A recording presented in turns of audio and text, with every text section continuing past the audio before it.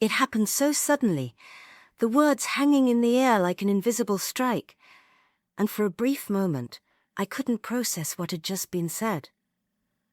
"You're ruining everything, Mum." The words felt like a punch, hard and unexpected. I stood frozen in the doorway, my heart suddenly heavier than it had ever been. I had hoped this moment would never come, but here it was. My daughter's face flushed with anger, her eyes glaring at me with a ferocity I had never known. Her voice sharp and cutting, leaving a mark deeper than any physical blow could have. I wanted to speak, to ask her what she meant, to deny what she had just said, but I couldn't. My throat tightened, and I stood there, helpless, watching the girl I had raised, the girl I had nurtured with everything I had, now turn against me. The love I had poured into her life now seemed to have evaporated in a single, devastating moment. How had we arrived here? In my mind, the flashbacks began to flood in. The years of sleepless nights when I stayed awake caring for her, the countless sacrifices I had made to ensure her happiness, the moments when I had given up pieces of myself just to be the mother she needed me to be. I had put her first, always. And now this. The realization began to sink in. The love, the sacrifices, the devotion, they didn't seem to matter. To her, I was just ruining everything. I had always considered myself a good mother. Sure, I had my flaws, as all parents do. But I had always tried my best. My daughter was my world, and I thought I had done everything right. Yet, here we were, standing at this painful intersection where everything I had done for her seemed to be overlooked, unappreciated, and even worse, resented. The hurt was raw, and as I stood in that doorway, it became apparent to me that something had shifted between us, something irreversible. These were not just the words of a teenager lashing out in frustration. These words were heavy with years of emotional neglect, misunderstandings, and silent resentments. I had been so focused on providing for her, on meeting her needs, that I had neglected my own emotions, my own voice. I took a shaky breath and stepped back from the doorway, retreating to the quiet of my own mind. My daughter's words echoed in my head, drowning out everything else. "You're ruining everything, Mum." I let them sigh, let them settle in, feeling the weight of them, the truth behind the anger. She hadn't just said something impulsive. She had said something deep, something that had been building for a long time. I thought back to the quieter moments, the moments when I had sensed that something was wrong but had chosen to ignore it. The way she had become distant over the years, the way our conversations had dwindled down to mere exchanges of pleasantries rather than meaningful dialogue. I had been so focused on doing everything right, on making sure she had everything she could possibly need, that I had failed to notice the emotional rift widening between us. As a mother, I had always felt that my role was to give, to provide, to protect, to guide. But in my efforts to be everything for her, I had neglected the one thing I needed to be for myself: whole. My identity as a mother had become so entangled with her needs that I had forgotten about my own. The love I had for her was unconditional, yes, but what about my own needs? What about my own desires, my own voice? In that moment, I understood. I had been so focused on her, on being the perfect mother, that I had lost myself along the way. And now, my daughter's words had brought me face to face with the painful truth. Things had shifted, and I needed to acknowledge it. I had been living in denial for so long, convincing myself that the sacrifices I made were enough, that the love I gave would always be enough. But I couldn't ignore the distance any longer. For the first time in years, I allowed myself to feel the weight of the situation, the loss of connection, the silent tears that I had swallowed down for so long, the exhaustion of always giving and never receiving. It was overwhelming, and in that moment, the pain became unbearable. But amidst the heartbreak, a small flicker of clarity began to form in my mind. This was not just about her, it was about me too. I realized that I couldn't keep pretending that everything was fine. I couldn't keep brushing the cracks under the rug, hoping they would disappear on their own. I had spent years sacrificing my own sense of self for the sake of being a good mother, but I was slowly losing myself in the process. It was time for me to face the truth about our relationship, to confront the reality that things had changed, and to stop ignoring the deep emotional void that had grown between us. A quiet resolve began to grow within me. I wasn't sure what the next steps would be, but I knew one thing for certain. I could no longer live in denial. I had to address this. I had to figure out how to repair what had been broken. Not just with my daughter, but with myself. This moment, painful as it was the beginning of something. A turning point. As I stood there, heart heavy, I made a silent promise to myself. I would no longer ignore the pain. I would no longer hide from the truth. It was time to rebuild, not just my relationship with my daughter, but my relationship with myself. The journey ahead would not be easy, and I knew that. But this was the first step. It was the beginning of my own emotional journey, the beginning of something new. The house was eerily quiet as I moved through the halls. The silence wasn't comforting. It was suffocating.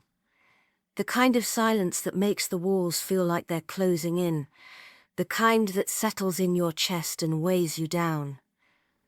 I had become so used to it, this absence of words of connection, that I had almost forgotten what it felt like to be truly heard. I found myself sitting in the living room, staring at the empty spaces where we used to gather. The couch where we would curl up together on cold nights, watching movies. The kitchen table where we used to sit for hours, talking about everything and nothing. Where had those moments gone? How would the quiet come to replace the laughter, the warmth, the intimacy we once shared? I tried to piece it together, but it was like a puzzle with too many missing pieces. The more I searched, the more elusive the answer seemed. And it wasn't just with my daughter. The silence had begun to stretch throughout our entire family. My husband, too, had become a shadow in the house. Conversations between us had become mechanical, filled with obligatory words rather than real engagement. He was there, physically, but emotionally distant. We existed in the same space but no longer shared it. The connections we once had were threadbare, worn out by years of unspoken grievances and unmet needs. As I sat there, I thought back to the times when the silence wasn't so overwhelming. There was a time, not long ago, when we had shared more than just a house. There had been a time when we laughed together, argued together, and lived together. But somewhere along the way, we had all become strangers to each other. We were still a family, but it didn't feel like it anymore. It wasn't just the big moments that had changed. It was the smaller, quieter ones. The moments when you're in the same room, but the words between you are few and far between. The moments when I would try to talk to my daughter, and she would respond with a half-hearted answer, her eyes glued to her phone, her mind clearly elsewhere. The moments when I would sit at the dinner table with my husband, and we would eat in silence, both of us knowing that the conversations we once had were no longer a part of our daily routine. I hadn't realized it at the time, but these moments were adding up. Every quiet dinner, every unspoken thought, every ignored attempt at connection had built a wall between us. The wall had started small, just a crack here and there, but now it was towering, blocking any real connection from forming. And it wasn't just with my daughter, it was with everyone. I had become a ghost in my own home, a constant presence that no one truly saw. I had spent so much time trying to hold everything together, trying to fix the pieces that were falling apart, that I had ignored my own need for connection, for intimacy. I had put my energy into making sure everyone else was happy, but somewhere along the way, I had forgotten about myself. I had become so focused on being the perfect mother, wife, and daughter that I had lost sight of the fact that I needed to be seen too. I needed to be heard. The realization hit me like a wave. The silence wasn't just about the words that weren't spoken. It was about the feelings that had been left unsaid, the resentment, the frustration, the hurt. My daughter, my husband, and even I had been carrying these emotions silently for years. We had all been walking around with unspoken wounds, never truly acknowledging them, never really facing them. And yet, here I was, trapped in the silence, suffocated by the weight of it all. How had we gotten here? How would I let it get this far? I thought about the years I had spent focusing on everyone else's needs. The late nights when I would stay up, worrying about my daughter's future, her happiness. The times I would push my own feelings aside because I thought I had to be the strong one, the one who could carry it all. But now, I was standing in the aftermath, realizing, but now, as we speak for everyone, I had lost myself along the way. I couldn't remember the last time I had done something for myself without feeling guilty. I couldn't remember the last time I had taken a moment to simply breathe, to enjoy my own company without the weight of everyone else's expectations pressing down on me. I had been so wrapped up in taking care of others that I had forgotten how to take care of myself. And as I sat there in the silence, I realized that I had been living in denial. I had ignored the growing distance between us, thinking that if I kept trying, if I kept sacrificing, everything would be okay. But it wasn't okay. It hadn't been okay for a long time. The silence wasn't just a lack of communication.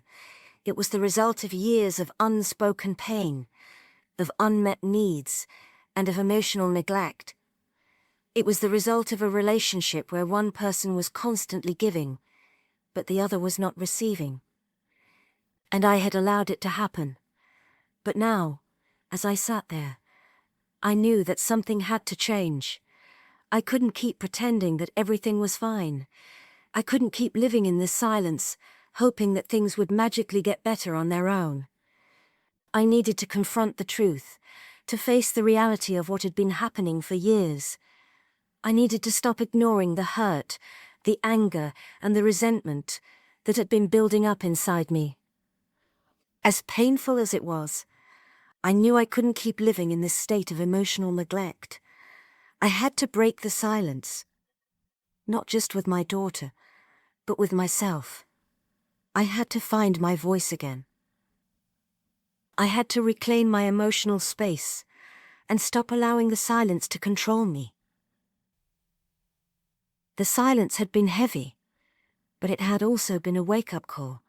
I couldn't keep hiding from the truth. I had to face it head-on, no matter how painful it was. And that was the first step towards healing, the first step towards breaking free from the weight of silence that had been suffocating me for so long. The realization was a quiet one at first, a whisper in the back of my mind that grew louder with each passing day. It wasn't a dramatic revelation, nor was it something that happened overnight. It had been building for years, like a slow, insidious erosion that had gradually worn away the foundation of everything I thought I knew about my family, about love, and about myself. I sat at the kitchen table, a cup of tea cooling in front of me. The house was silent again, an eerie quiet, that seemed to amplify the thoughts in my head. I had been trying to put off the inevitable, clinging to the hope that things would eventually get better. That one day my daughter would come around, that my husband and I would find our way back to each other. But deep down, I knew the truth. I had been holding on to something that no longer existed. I had been holding on to a relationship, a family dynamic that had long since become one-sided, toxic, and emotionally draining. It wasn't just the words my daughter had said that day, the ones that still echoed in my mind. "You're ruining everything, Mum." It wasn't even the silence that had built between us over the years. It was the realization that I had been sacrificing myself, my happiness, and my well-being for a family that no longer saw me. I had been giving and giving, but it had never been enough. And somehow, I had convinced myself that if I just tried a little harder, if I just gave a little more, everything would be okay. But it wasn't. It never had been.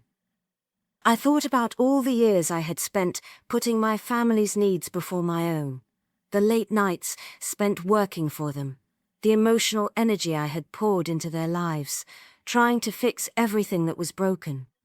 I had sacrificed my own dreams, my own desires, my own sense of self, all in the name of being a good mother, a good wife, a good daughter. And yet, here I was, alone in a house full of people, feeling more disconnected than ever. The more I thought about it, the clearer it became. My relationship with my daughter had become a pattern, a cycle of unspoken resentment, passive neglect, and emotional avoidance. And I had allowed it to happen. I had allowed myself to be the emotional caretaker for everyone else, while ignoring the toll it was taking on me. I had become so wrapped up in the roles I played, mother, wife, caretaker, that I had forgotten who I was beneath all of that. And now, here I was, standing at the crossroads of a decision I had been avoiding for far too long. Let go. Let go of the expectation that things would change. Let go of the idea that my daughter would suddenly come to her senses, that my husband would realize what we were losing, that everything could be fixed with one more conversation, one more sacrifice. Let go of the need to be the glue that held everything together, even when I was the one falling apart. The thought of letting go felt like a punch in the gut. How could I possibly walk away from everything I had worked so hard to build? How could I let go of my daughter, of my family? The idea was terrifying, but the more I thought about it, the more I realized that by holding on, I was only harming myself. I had been ignoring my own emotional needs for years, convincing myself that my sacrifices were worth it, that my pain was a small price to pay for keeping the peace. But peace wasn't what we had anymore.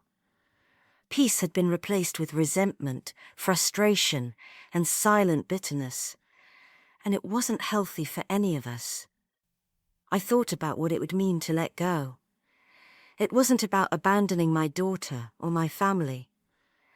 It wasn't about walking away in anger or bitterness. It was about reclaiming my life, my self-worth, and my emotional space. It was about finally accepting that I couldn't fix everything. I couldn't fix my daughter's anger, my husband's distance, or the fractures in our family. But I could fix myself. I could take control of my own emotional well-being and stop waiting for others to change in order for me to be happy. The decision wasn't an easy one.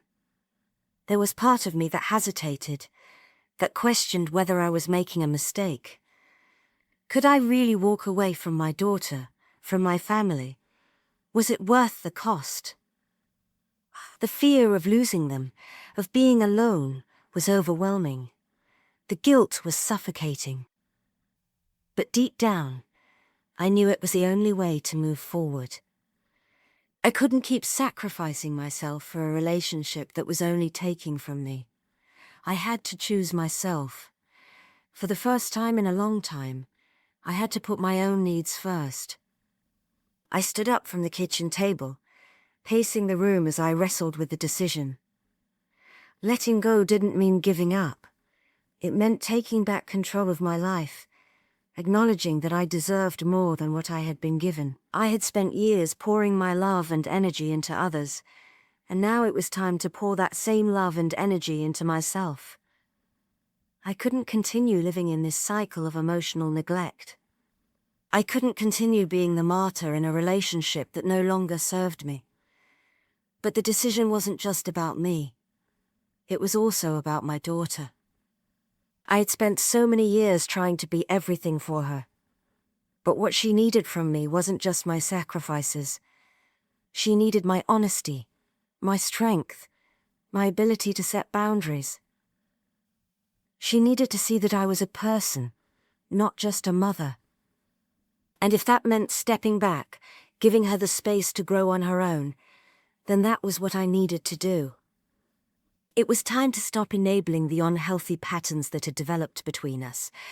It was time to let go of the idea that I could fix everything. I couldn't change the past, but I could change the future. And that started with me. The decision was made. It was painful. It was terrifying. But it was necessary. Letting go didn't mean I was abandoning my daughter. It meant I was choosing to take control of my life again, to find my own voice, and to stop sacrificing my happiness for a relationship that was no longer healthy for either of us. I took a deep breath, the weight of the decision settling into my chest. It wasn't the end. It was the beginning. The beginning of a new chapter in my life. A chapter where I would no longer hide in silence. A chapter where I would stop sacrificing myself for the sake of others. A chapter where I would reclaim my emotional space, my identity, and my peace. And for the first time in a long time, I felt a flicker of hope. It's strange how something that feels inevitable can also feel like the hardest thing in the world to face. I had made the decision to let go of the toxic dynamics, of the silence, of the weight I had carried for years.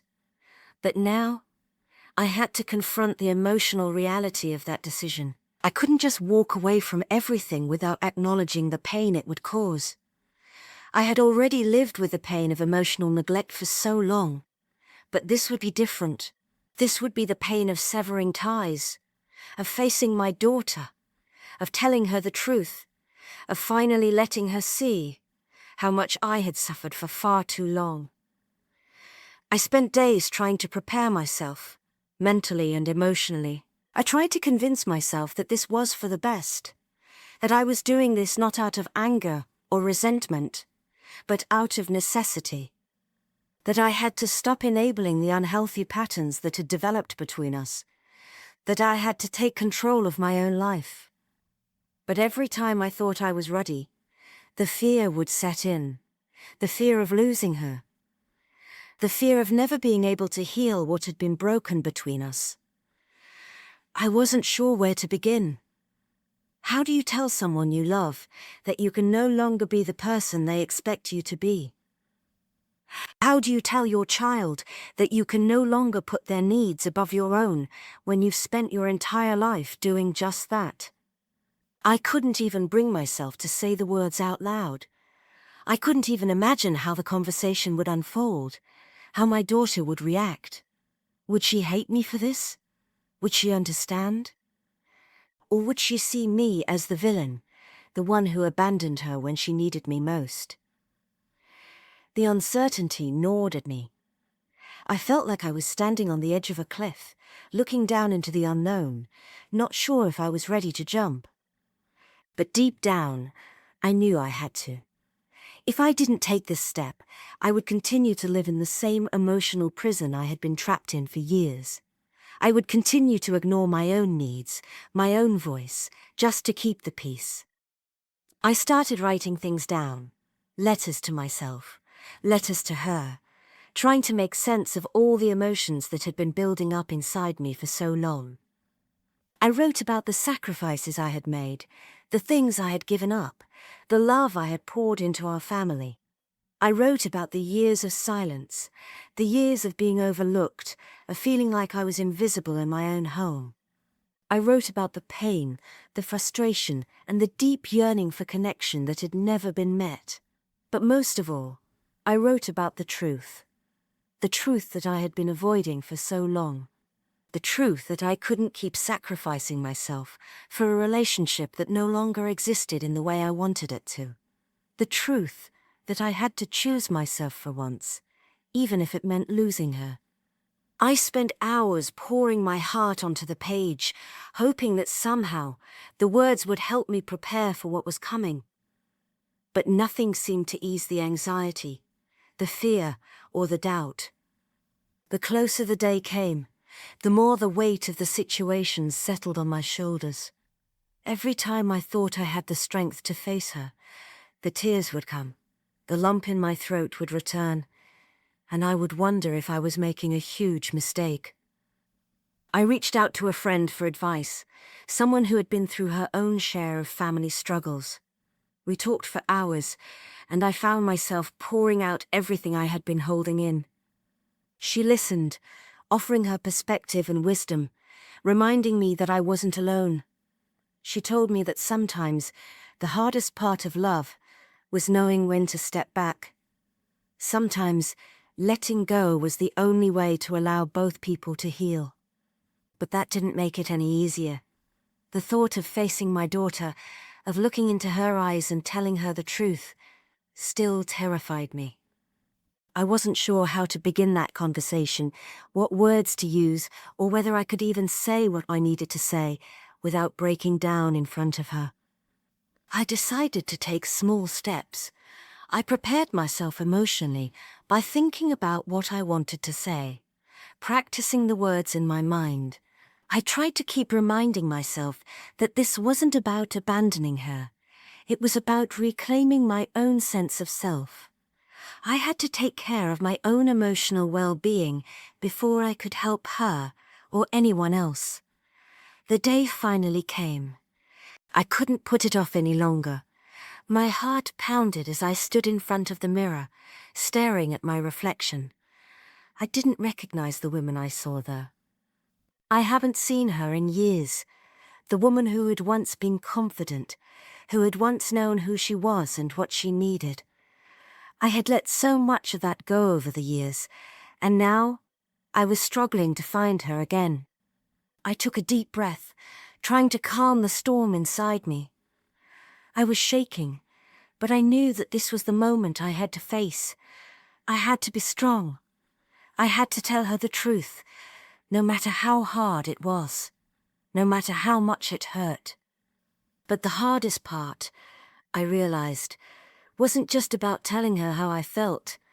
It was about the uncertainty of what would happen afterward, the fallout, the possibility of never being part of her life again, of creating a permanent rift that could never be repaired.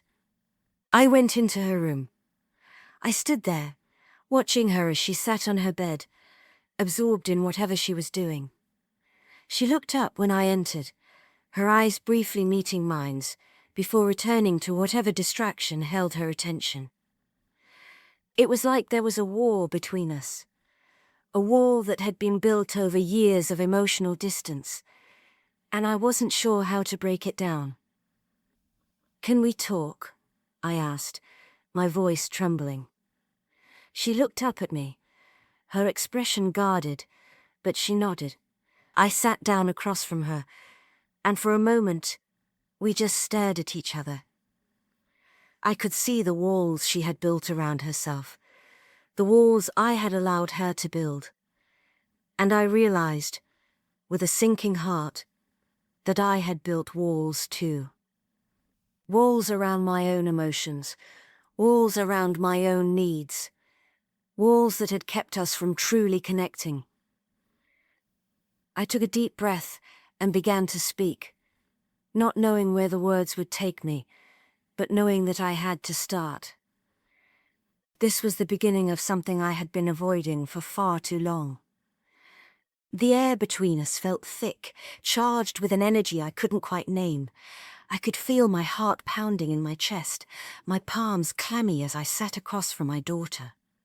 For the first time in a long time, the distance between us felt unbearable, and I knew that nothing would ever be the same again after this conversation. I had spent days preparing myself, writing down my feelings, rehearsing the words I needed to say. But now that I was here, the reality of what I was about to do made everything seem so much more daunting. My daughter looked at me, her face a mixture of curiosity and apprehension, but her eyes held that same guarded look they always had in recent years, the look that said she was shutting me out. And, in a way, I had let her. I had let us both become strangers, drifting apart without ever acknowledging it. But now, it was time for me to say what had been festering inside for so long. I could feel the weight of the moment, the quiet tension. I knew that whatever happened next would change everything between us, and the fear of that made my throat tighten. But I couldn't back out now. I had made the decision. I had to speak my truth. "Sweetheart," I began, my voice shaking at the edges. "I know we haven't been close lately. And I've been thinking a lot about where we are, about how things have changed between us." Her eyes flickered with uncertainty, and she shifted uncomfortably in her seat.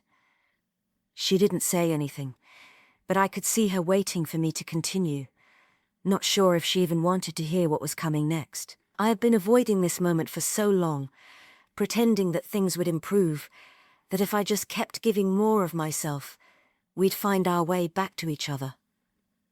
But I knew that wasn't the case. It wasn't enough anymore. I had to say what I had been hiding from for years. I've been so focused on being the best mum, trying to fix things, trying to make everything perfect for you and for the family. I continued, my words coming faster now, the weight of the truth spilling out. But somewhere along the way, I lost myself. And I've realized that I've been so caught up in giving that I haven't been taking care of myself. I've been neglecting my own needs, my own emotions, just to keep the peace. And it's not healthy for either of us. She looked at me then, her brow furrowing. I could see the confusion in her eyes, the struggle to understand. The walls she had built were high, and it felt like they were growing taller with every word I spoke. Her lips parted, as if she wanted to say something, that she stayed silent, waiting for me to continue. "I know you feel like I've ruined things. And maybe, in some ways, I have. But I've been holding on to something that's not working. And I can't keep pretending that everything is okay when it's not," I said, my voice finally steady. "I'm not doing this because I don't love you. I'm doing this because I have to take care of myself. I can't keep sacrificing who I am for a relationship that is no longer healthy for either of us." There was a long pause. The silence stretched between us, and I could feel my heart in my throat. I was waiting for her to speak, to react, to say something, anything. But when she finally did, her voice was quieter than I expected, and laced with something I couldn't immediately place. "You're just giving up on me, aren't you?" she said, her tone sharp, but tinged with a vulnerability I hadn't seen before. "You're saying that I'm not worth it, that all the times I've needed you, you've just been too busy with your own stuff to even notice. I'm not some kind of burden, Mum." Her words struck me like a slap. For a moment, I couldn't breathe. I had expected anger, maybe even resentment. But hearing her say those words, feeling the hurt in her voice, shattered something inside me. I had been so focused on how I felt, on my own pain, that I hadn't considered how much my actions had hurt her. I had been so consumed with trying to make things right that I hadn't seen the distance I had created. I hadn't seen the wounds I had caused, even with all the love I had poured into her. I knew this chapel was my heart. I had never meant to make you feel like you were a burden to me. But somewhere along the way, I lost sight of what was important. I was so focused on making everything perfect, on making sure everyone else was okay, that I stopped being present with you. And that's something I'll regret for the rest of my life. Her expression softened, but only just. She looked away for a moment, staring at the wall as though trying to process my words, and I could see the conflict inside her. She was angry, yes, but I could also see the cracks in her armor. She didn't know how to react to the truth, just as I hadn't known how to face it before. We had both been holding on to our own versions of the truth, and now, in this moment, they were colliding. "Nom," she said after a long silence, her voice barely above a whisper. "Why now? Why are you saying all this now?" The question hung in the air, and for a moment, I didn't know how to answer. I had been afraid of this moment, of this conversation, because I didn't have all the answers. I didn't have a neat little package to offer her. But what I did have, what I had finally found, was the courage to speak the truth. "Because I can't keep living this way," I said, my voice firm but gentle. "I can't keep pretending that everything is fine when it's not. I can't keep giving and never receiving. I've spent so much of my life focused on you, on everyone else, that I've forgotten who I am. And if I don't start taking care of myself, if I don't start finding my voice again, then I'll never be able to give you the kind of love and support that you need. This is not about abandoning you. This is about healing." She looked at me, her eyes a mixture of confusion, hurt, and something else I couldn't name. But there was no anger there. Not anymore. There was just the rawness of a truth we both needed to confront. I knew that nothing would be resolved in this one conversation. The road ahead would be long, and it would be filled with more difficult conversations, more pain, more growth. But for the first time in years, I felt a sense of catharsis. A quiet victory in finally speaking my truth, no matter how hard it was. The confrontation wasn't over, but I had said what I needed to say. And that, for me, was the first step toward healing. Not just for me, but for both of us. The days following that confrontation felt like a slow unraveling, like the last threads of a tapestry being pulled apart. I had spoken my truth, but that didn't mean the weight of it had lifted. If anything, the emotional intensity of that moment only left me feeling more raw, more exposed. I had expected a flood of relief, but instead there was a quiet emptiness that settled over me. The kind of emptiness that comes when you finally let go of something, or someone, and aren't quite sure what to do with the space that's left behind. For the first few days, I stayed in my room, surrounded by silence. The kind of silence that had once felt suffocating now felt strangely peaceful.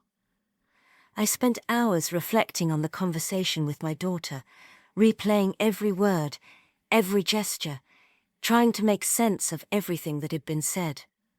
The confrontation had been necessary, but it didn't erase the pain. It didn't take away the hurt that lingered in my heart. I knew that I had made the right decision. At least, in my heart, I knew it was the only choice I had left. But knowing that didn't make the pain any easier to bear. There was a quiet mourning that followed, a grief that I hadn't expected. It wasn't the kind of grief you feel when someone is physically gone, but a kind of quiet mourning for the loss of a version of a relationship that could never exist again.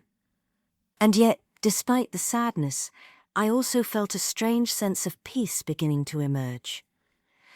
It was as if, by allowing myself to feel the full weight of the pain, I was finally beginning to let go of the expectations, the burdens, and the emotional weight I had carried for so long. It wasn't just about letting go of my daughter. It was about letting go of everything I had held on to that had been unhealthy, that had stifled my growth and my sense of self. I began to spend more time doing things that I had forgotten how to enjoy. I started picking up old hobbies, things I used to love but had abandoned in the pursuit of being everything for everyone else. I found myself rediscovering the joy in simple moments, reading a book in the quiet of the morning, taking long walks in the park, savouring a cup of tea without the weight of worry hanging over me. These small, everyday moments had once felt trivial, but now they felt like pieces of my soul that I was reclaiming. I even began to reconnect with old friends, people I hadn't seen in years. It felt good to laugh again, to talk with people who saw me for who I was, not who I had been pretending to be. The connections felt lighter, freer, no strings attached, no expectations. Just real, authentic interactions that made me realize how much I had been missing out on. There is a freedom in this new space I was creating for myself. A space where I wasn't constantly consumed by the needs of others. A space where I could simply be. It wasn't that I didn't love my family anymore, or that I didn't care about them. It was that I had finally realized that I had to love myself first. I couldn't continue to pour from an empty cup, hoping that somehow, by giving everything I had, I would make things right. I had spent too many years in that cycle, and it had left me feeling hollow, unseen, and unheard. Now, for the first time in a long time, I was starting to feel like myself again. The woman I had been before motherhood, before the marriage, before the sacrifice. I had pushed her aside for so long, convinced that my role as a mother and a wife defined me. But that was never all I was. I was a person, with dreams, with desires, with the right to exist beyond the roles I had played. As the days passed, I found myself growing stronger. The pain didn't disappear, but it became more manageable. I learned to sit with it, to allow it to wash over me without letting it drown me. I had spent so much time avoiding my own pain, distracting myself with the needs of others, that I had forgotten how to process my own emotions. But now I was learning to face them head-on, without fear, without shame. It was liberating in a way I hadn't expected. There were still moments when the grief would hit me, when the sadness would bubble up, threatening to overwhelm me. I would think about my daughter, about the relationship we used to have, and the thought of her being distant, of us being strangers, still stung. But I had learned to let those emotions come and go, without letting them define me. I had learned that it was okay to feel sad, to feel lost, but that those feelings didn't have to control me. I also spent more time reflecting on the lessons I had learned through this whole process. I had learned that I couldn't keep sacrificing myself for the sake of others, that my own happiness, my own emotional well-being, mattered just as much as anyone else's. I had learned that it was okay to set boundaries, to say no, to choose myself without feeling guilty. I had learned that true love wasn't about giving everything you have until there's nothing left. It was about creating space for both people to grow, to heal, and to be seen. One evening, as I sat on the porch with a cup of tea, watching the sun set in the distance, I felt a sense of calm settle over me. It wasn't the kind of calm that came from everything being perfect. It was the kind of calm that came from accepting the imperfections, from understanding that healing wasn't a straight line. There would still be moments of doubt, moments of pain, but I knew that I could handle them now. I knew that I was strong enough to keep moving forward, no matter what came next. The silence that had once felt suffocating now felt like an old friend. It wasn't empty, it was full of possibilities. It was the space where I could rebuild, where I could grow, and where I could finally become the person I was always meant to be. And as I sat there, I realized that this was just the beginning of my journey. I had let go of the past, of the things that no longer served me, and in doing so I had made room for something better, something more authentic, something just for me. I was finally ready to live again. The days after my decision felt like a quiet storm settling. The silence, once unbearable, had become a constant companion, reminding me of all the things I had left behind, but also of all the things I could now rebuild. I had allowed myself the space to heal, but now it was time to face the reality that, even though things couldn't be the same, they didn't have to be lost forever. Rebuilding a relationship, especially one that had been marked by years of silence and unspoken resentment, was no small task. I knew that. I had been under no illusion that simply walking away from the toxicity would instantly fix everything. But there was a shift within me, a shift in perspective that told me this wasn't the end. It was just the beginning of something new. It would take time. It would take work. And most of all, it would take honesty. I had given my daughter the space she needed, but I wasn't ready to give up entirely. Despite the hurt, despite the anger we both felt, I knew deep down that I wanted a better relationship with her. It wasn't about fixing everything overnight.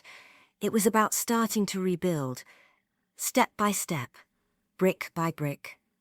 The first move came from her. It was subtle at first, a text message asking how I was doing. It was brief, impersonal, but it was something, and something was all I needed to see. I wasn't expecting her to apologize, nor did I think everything would magically fall into place. But that one small gesture told me that, despite everything, she was still reaching out. She wasn't ready to completely shut the door on me, and that gave me hope. We began to have small conversations, awkward at first, but necessary. She still held back, as did I. But with each word spoken, with each moment of vulnerability shared, it felt like we were slowly, cautiously, beginning to reconnect. It wasn't easy, and it certainly wasn't painless, but there was progress, and that was all I could ask for. I realized that rebuilding a relationship wasn't about going back to what we had before. It was about creating something new. The dynamic had changed, and that was okay. We both had to accept that things could never go back to the way they were. But we could start to build a foundation for something healthier, something that didn't rely on old patterns of hurt, resentment, and silence. One afternoon, after weeks of small exchanges, my daughter and I found ourselves sitting in the kitchen together.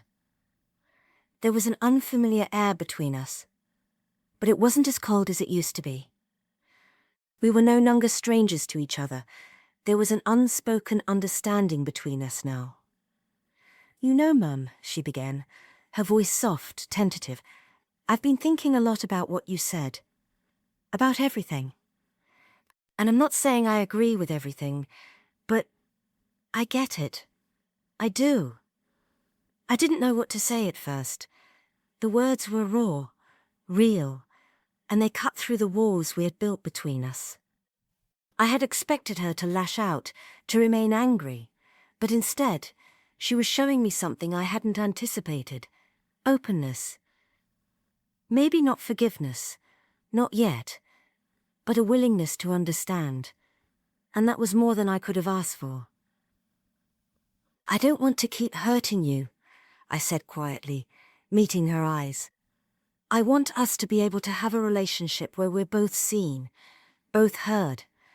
I don't want to be the person who smothers you, but I don't want to be a stranger either. I want to find a way to be a mother to you, but also a person in my own right." Her expression softened, and for the first time in a long time, I saw the daughter I had known before the distance, and the silence took hold. She wasn't perfect. I wasn't perfect. But maybe that was okay. What mattered now was that we were finally starting to be real with each other, and that was the first step toward healing. We continued to talk, but it wasn't always easy. There were moments when old wounds resurfaced, when we both stumbled over our words or faltered in our attempts to communicate.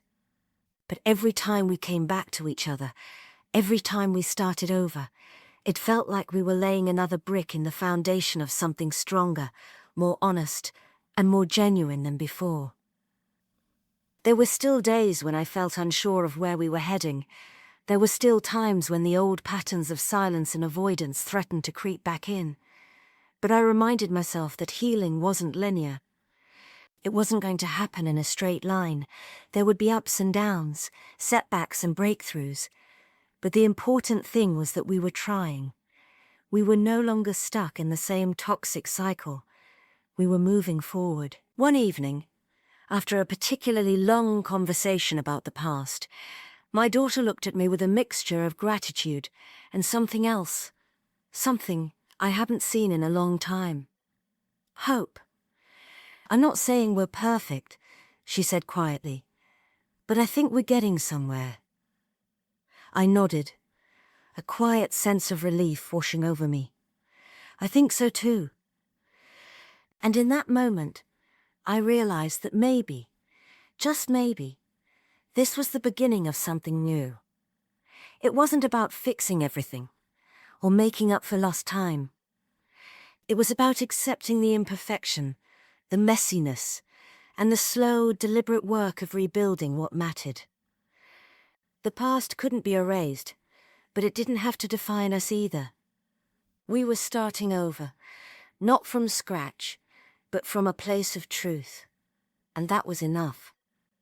It's strange how one chapter of your life can end so quietly, and another begins with such a subtle, unassuming shift. It wasn't an earth-shattering revelation, nor did I wake up one morning with everything magically fixed. But somewhere, in the silence and the small steps, I began to feel the shift, like the first light of dawn after a long, dark night.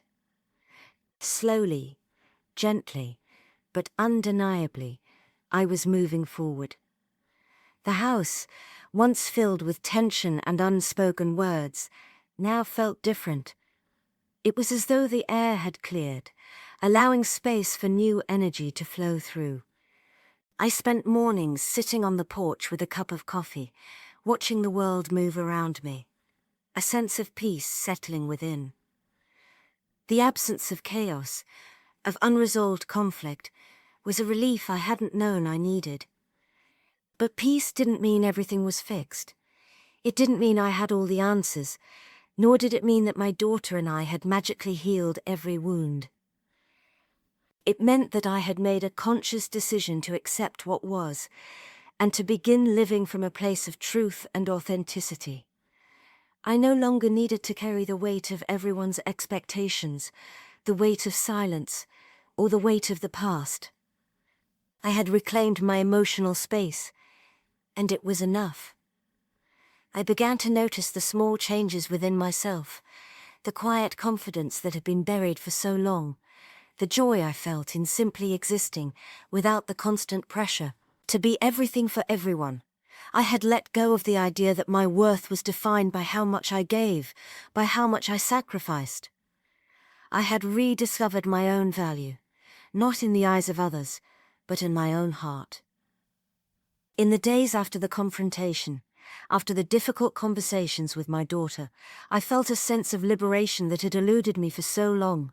I wasn't afraid anymore. I wasn't afraid of being alone, of being misunderstood, of facing the unknown. I had learned that the only thing truly worth holding on to was my own sense of self. And with that, everything else could fall into place, at its own pace, in its own time. There were moments when doubt would creep in, when the old fears of losing my daughter, of losing my family would rise up. But I reminded myself that I wasn't abandoning them. I was simply taking the necessary steps to rebuild, not just my relationship with them, but with myself. And that was the foundation for anything meaningful to grow. I started to engage more in my own life, outside the boundaries of motherhood and the roles I had played for so long. I reconnected with old passions, things I had once loved but had buried under the weight of family responsibilities. I spent more time reading, painting, walking through the park, simply existing without the constant rush to please or be needed. These moments of solitude, these small pockets of time, became sacred to me. They were mine, and mine alone. At the same time, I began to find new connections with people. Not just friends or acquaintances, but real, meaningful relationships. People who saw me for who I was, who didn't expect me to be anything other than myself. There was a lightness in these connections, a sense of authenticity that I had never known before. I had stopped hiding behind the roles I had played for so long. I was just me, flawed, imperfect, and learning every day. With my daughter, things were improving, slowly but surely. We weren't back to where we had been, and we probably never would be. But the space between us wasn't as wide anymore. It was no longer filled with silence, resentment, or expectations. It was filled with the possibility of something new, a relationship based on honesty, respect, and understanding. It wasn't perfect, and there were still moments of hesitation, but there was also a newfound willingness to try. One afternoon we sat together in the kitchen, having tea. There was no grand revelation, no dramatic moment of reconciliation. Just two people, trying to make sense of the tangled threads between them, slowly learning how to weave a new story. "I think I get it now, Mom," my daughter said, breaking the silence. Her voice was softer than usual, more vulnerable. "I'm not saying everything's fixed, but I think I understand why you had to do what you did, and I don't want to lose you." Her words hit me like a wave. I had spent so many years trying to make things right, trying to fix everything, but I had never stopped to think about the simple power of being honest, of being open, of giving space for real communication. It wasn't about fixing the past, it was about starting fresh, on terms that were healthier, more real. "I don't want to lose you either," I said, my voice thick with emotion. "I've always loved you, even when I didn't know how to show it. And I don't expect everything to be perfect, but I want us to have something real. Something that doesn't involve pretending, or keeping quiet, or holding on to things that no longer serve us." She nodded, and for the first time in a long time, I saw something in her eyes, a glimmer of hope. It wasn't a promise that everything would be easy, but it was a promise to try, to rebuild. And with that, I realized that this was the beginning of something new, not just in my relationship with her, but in my life overall. I was no longer bound by the old roles, the old patterns, the old pain. I had let go of what was no longer serving me, and in doing so, I had made room for something better, something more authentic. The road ahead wouldn't always be smooth. There would be more challenges, more moments of doubt, more hard conversations. But I was no longer afraid. I had taken the hardest step, the step to let go of what was holding me back. Now, I was ready to embrace the future, whatever it held. As I sat in the quiet of my home, sipping my tea, I felt a sense of calm wash over me. It wasn't an end, it was a new beginning. And for the first time in years, I felt like I was finally free to be who I was meant to be.